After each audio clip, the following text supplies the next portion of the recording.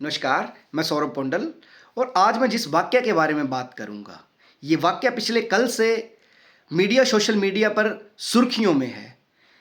इतना सुर्खियों में कि आज तक नेशनल मीडिया को भी इसके बारे में खबर लगानी पड़ी और खबर लगाना लाज़मी भी है, क्योंकि हर व्यक्ति को इसके बारे में जानकारी होना बहुत ज़रूरी है।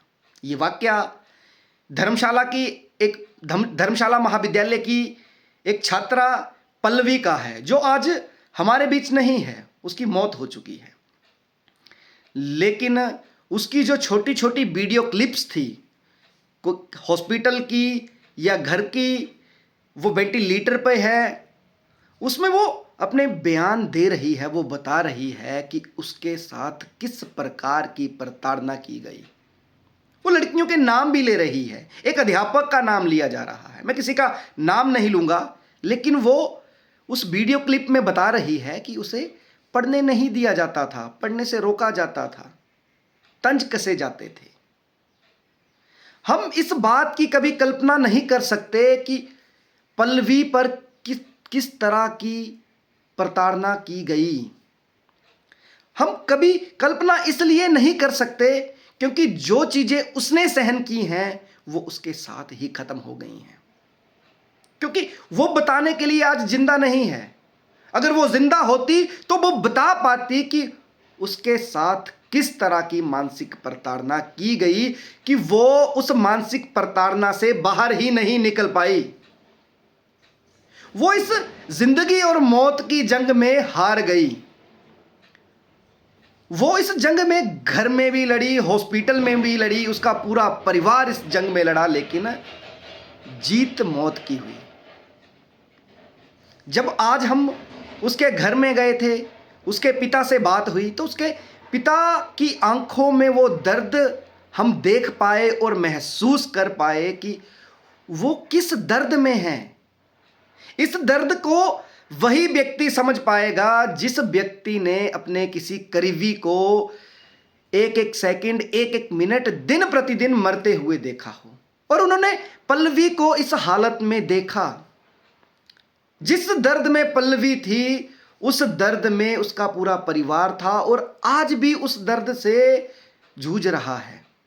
वो दर्द कम नहीं होगा। उनके परिवार की रौनकें चली गई हैं, उनके आंगन की वो हंसी चली गई है। पल्लवी डांसर थी, वो डांस करती थी, लेकिन एक प्रतिभाशाली डांसर हमने खो दी।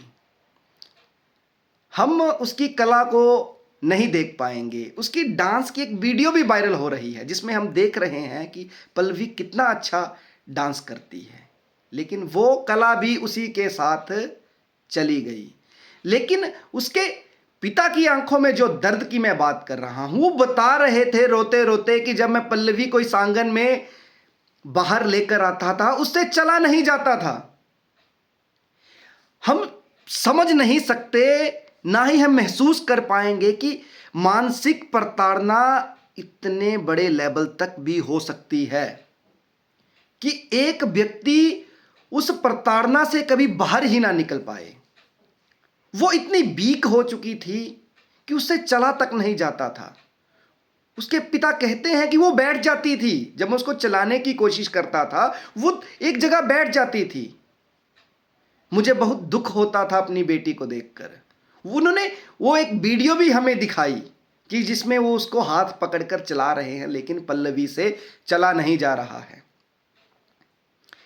किस कदर की मानसिक प्रताड़ना होगी ये हम कभी भी समझ नहीं पाएंगे और ना ही कभी महसूस कर पाएंगे, क्योंकि आज हम जिंदा हैं और हमने इस कदर की प्रताड़ना कभी महसूस की ही नहीं होगी जो पल्लवी करके गई है। तो आज भी हमारे देश प्रदेश के अंदर इस तरह की घटनाएं हो रही हैं और दोषी पुलिस अपनी कार्रवाई कर रही है। हम पुलिस से ये उम्मीद कर रहे हैं कि पुलिस इस मामले में निष्पक्ष जांच करेगी और जो दोषी हैं उनके ऊपर कड़ी से कड़ी कार्रवाई करेगी। आज धर्मशाला पुलिस का पूरा जो स्टाफ था आज उन्हीं के घर पर मौजूद था। पुलिस को भी संवेदनाएं हैं इस पूरे परिवार से, और इस परिवार को पुलिस से उम्मीदें हैं।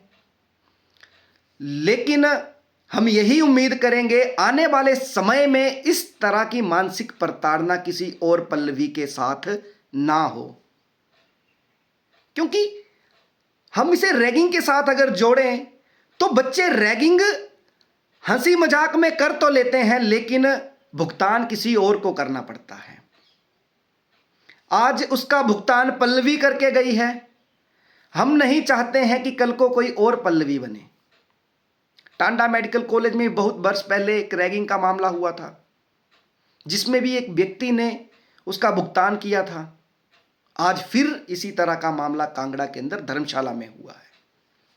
तो हम यही अपील करेंगे पूरी जनता से, पूरे बच्चों से जो पढ़ रहे हैं, इस तरह के मामलों से बचें, इस तरह के घटनाक्रमों से बचें। इस तरह किसी भी बच्चे के साथ ना करें कि वो अपनी जिंदगी ही खत्म कर दे, कि वो जीने की उम्मीदें ही खत्म कर दे।